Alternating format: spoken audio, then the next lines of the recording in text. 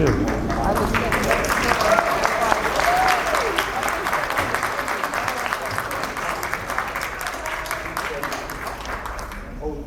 is exciting.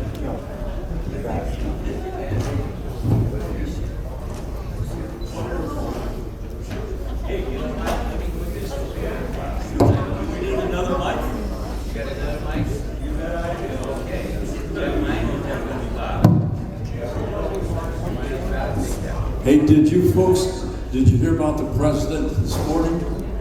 Yeah, he had to go to the hospital because he couldn't stop pooping.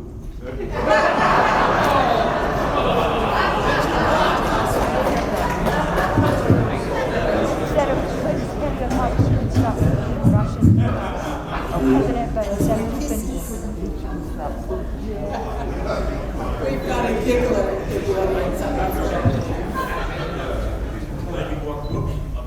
I'm not hot, dude. You are. Yes, I try. Check. 1, 2, 1, 2, check. Oh, would you? See, I had garlic for lunch. That certainly can't be symbolism. No. Then he walked up to me and said, "How would you like to have soup or sex?" I said, "I'll take soup." How's everybody doing?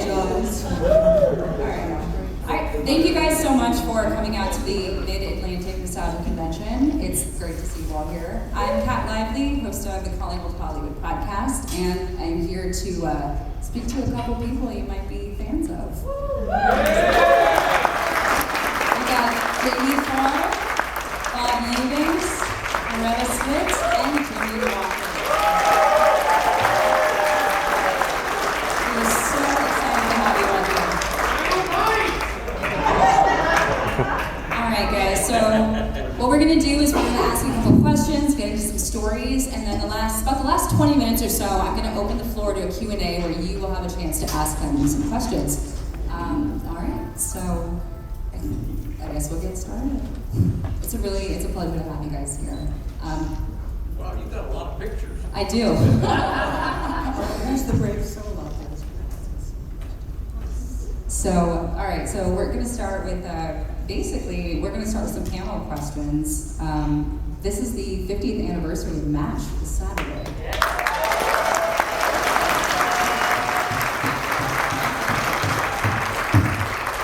What? And we have Jimmie Walker, Good Times.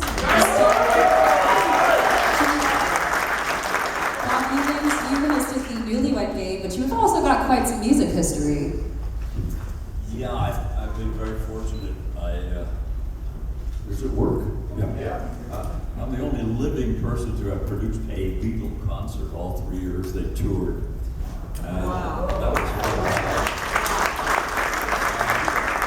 very quickly, I produced all of Merle Haggard's concerts for 10 years, managed the career of Dolly Parton and Barbara Mandrell, and got into television production, did some of that too, and I've just had a wonderful career, and I'm very happy to be here too. There's a story about the first Beatles concert that you put on. You want to share that? About your house? Well, yeah, I was working at a radio station there in Los Angeles, KRLA, and I was making $12,500 a year. And when the Beatles decided they wanted to tour America, they wanted $25,000 down. And so I walked into a bank in Woodland Hills, California, and the guy asked me to leave. He thought I was crazy because I told him I wanted to do it for the Beatles. And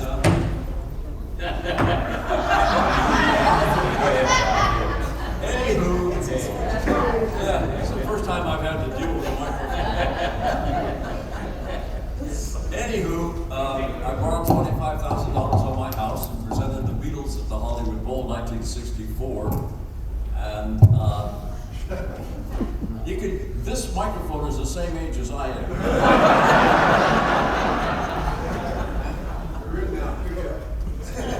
See what I mean? Anywho, did the Beatles at Hollywood Bowl 1964. 1965, and then Dodger Stadium in 1966. And that was the beginning of a whole English migration. After the Beatles came here and they were so successful, and I did the Rolling Stones, but Jagger and I couldn't get along very well. And I did every major rock and roll act, I guess. And then I got out of rock and roll and went into country music.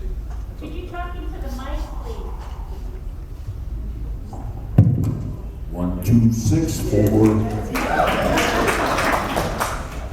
So anyway, it's awfully nice to be here, and I'm I'm so pleased to be with my friends, and thank you for coming.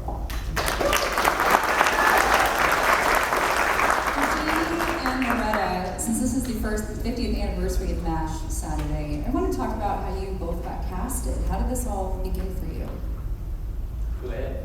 You were there before me. That's true. Alan and I are the survivors. We were in the pilot and Goodbye, Farewell, and Amen.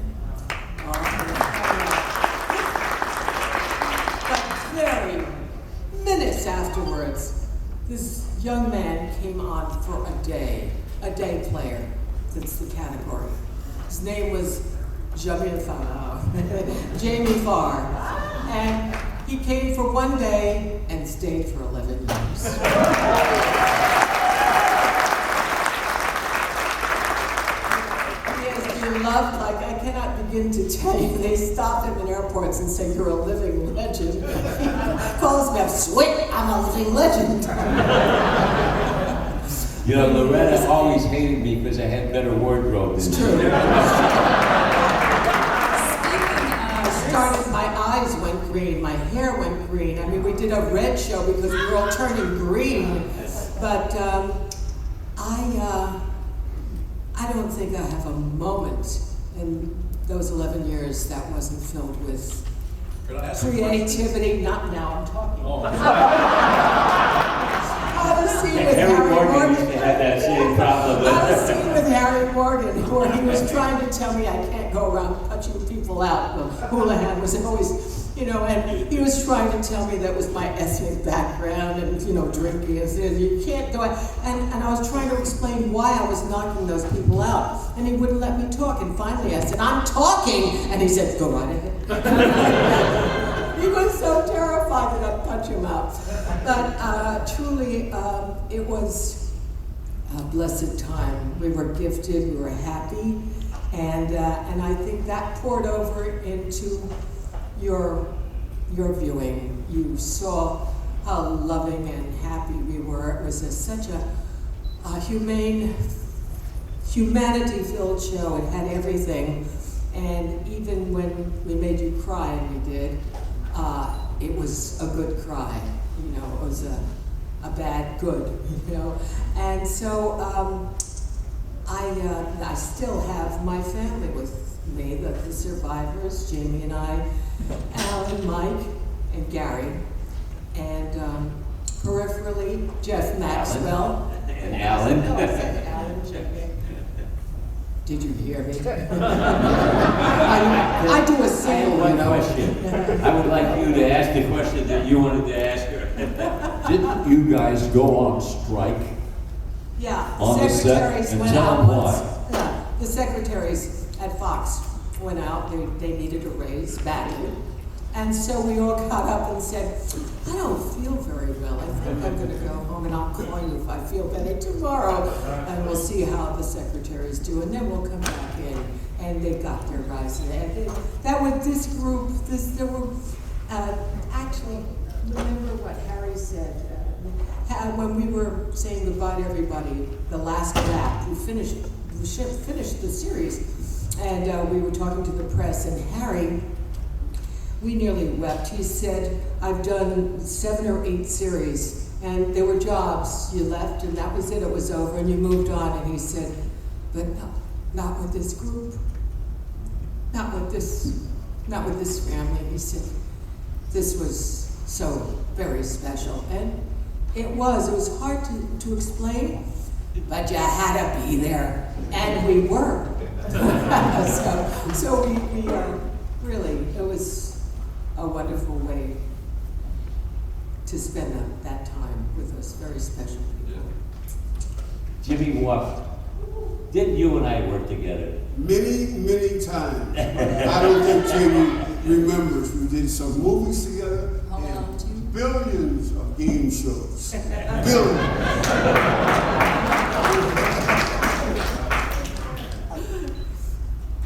Jimmie, how did you get started? You got into comedy. You're still a comedian. Yes, I hope so.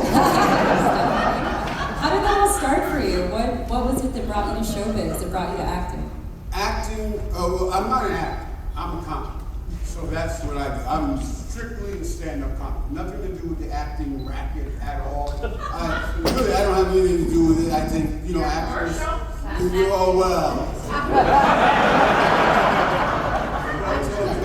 Basically a comic, and I started at the Improv, where you guys probably have heard of the Improv. Yeah. I started really on what we call the Chitlin circuit, which doesn't have anything to do with folks here. Bob says he did a lot of concerts, but we did the Chitlin circuit, which was, I don't want to get to the heaviness of it all, but those are all black theaters. And I did a ton of those things with people like the Temptations and Gladys Knight and the Four Tops and all that stuff like that. So we worked there, which is, again, strictly for black audiences. So I was the youngest MC on the Chitlin circuit at 17. People like Red Fox, Flip Wilson, Mantan Moreland, Pygmy Markham, all those kind of people on that. So I did that. And then my friend said to me, if you want to make real money, because Moms Maybelline and Red Fox were the only really big-time comedians, along with secondary people like Richard Pryor, secondary along with me, they said, you should go downtown and work in the Village. So I worked in the Village, and that's when me, Richard Pryor, our class was me, Richard Pryor, Bette Midler, Liza Minnelli, Richard Lewis, David Brennan, we were all, Andy Kaufman, we were all at the same time. And we were, like, that was our class of guys, along with writers like Woody Allen, Alan Eubanks did Blazing Saddles, all those kind of guys like that. And so I did that, and we had a comedy team called Evans and Curly. There's two comedy teams at the time, still in America, Evans and Curly. Evans and Curly said to me, look, man, we're doing a thing for TV shows called warm-ups. That's where a guy comes out before something like this and gets the crowd riled up, whatever he does, whatever. I said, we want you to do, would you like to do a warm-up for a TV show? And I went, I don't even know what a warm-up is, I have no idea. And they said, well, they pay $750. I said, I'm in. I'm in. So I did a warm-up for a show called Carlucci's Department, which was Candy Azar, Jose Perez, Renee Bologna, Joe Montana. It was a great idea that never worked for some reason. It was about an unemployment office. Anyway, it was great. It was like Night Court came later, where they had sharp cuts and stuff like that. That didn't happen. So anyway, I did this, and a girl named Pat Kirkland, who was the talent girl for Tanner, says, hey man, you're very funny. Now, this is the sad part. I know everybody's been praising showbiz. People lie a lot in this business.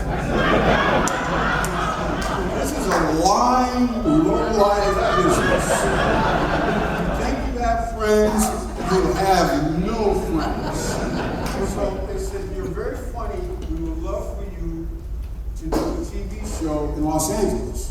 Now, I've done a TV show with Rowan and Martin. I did the last couple of Laugh-Ins, which Dan Rowan, for some reason, was a big fan of mine. And he flew me out to do the last couple of shows, and Greg Garrison, who was the director, said, when I came in, he said, why are you here? And I said, I'm here because Dan Rowan said I should be. He says, Dan Rowan didn't tell me nothing. I'm using it. He didn't tell me nothing about this. So he said, how the hell does this happen? They bring on some guy that I never heard of. So I did my little skit, and I was able to get a couple of laughs. And Gregory Garrison, who's the producer, says, you know, I don't think you're funny, but a lot of people like you.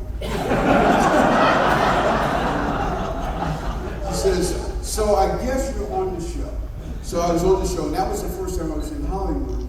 Then when I did the things for Edmund and Curly, they flew me out to the left coast. And none of us drove. Brenner, Landisburg, Beck, Woody, nobody drove. When you live in Los Angeles, you must, it's like not having a car here. You must have a car. So Landisburg, who was at that time, this shows you how far back it goes, he was a sketch player on the Bobby Darin show. So I said, pick me up, man. I'm coming into Los Angeles. So not only did he not know how to drive, he got a car and he got a stick shift. For a guy that can't drive to get a stick shift is the worst possible move in Los Angeles. So Norman Lear sends a limo for me, but Landisburg has like a 1947 something.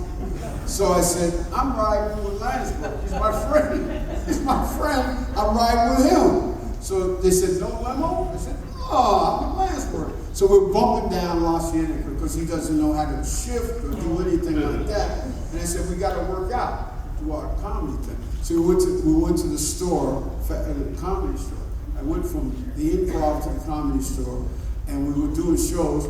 And I go back to what I was doing with Collins' apartment. When Pat Kirkland said, you're on the show, I thought she was a liar. But I was no big deal. People lie all the time. She said, we're going to send contracts to you. So you don't even give people your address or your phone number. He said, just call me at the Improv.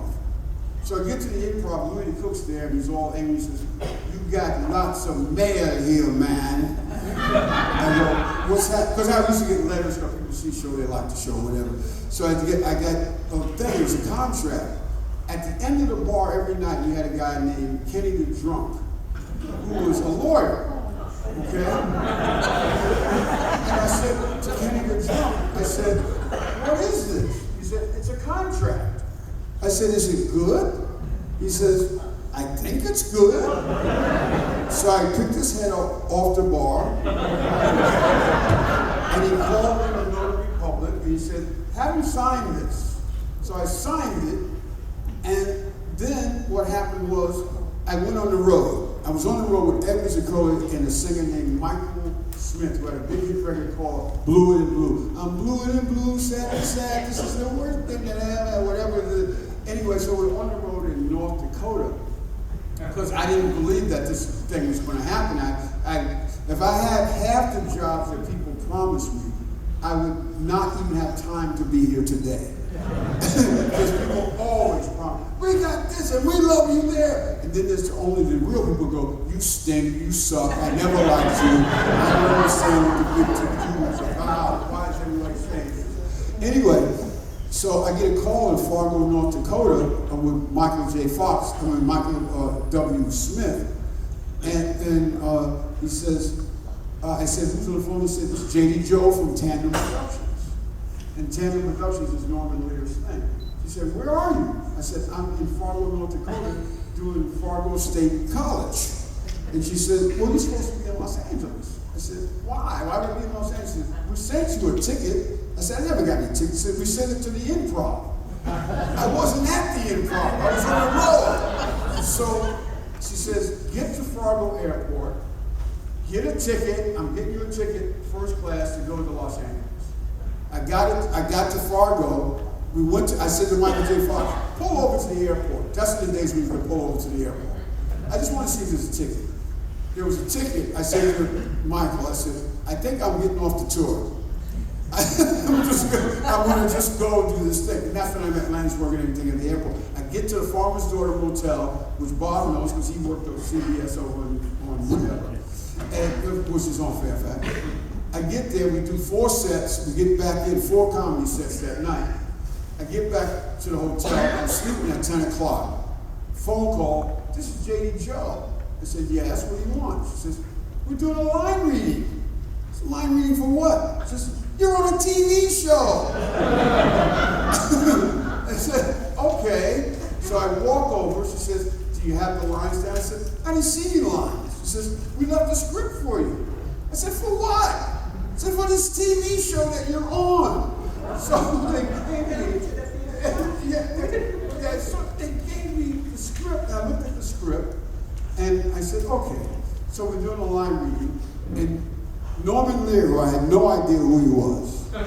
Norman, because I work nights, so I don't see all my family and this kind of stuff. So Norman Lear sitting next to me. Script reading's like this. Everybody's like this or whatever. So they would do a line and go, and we'd go into the house, and everybody at the table, whether the writers, the producers, they start laughing.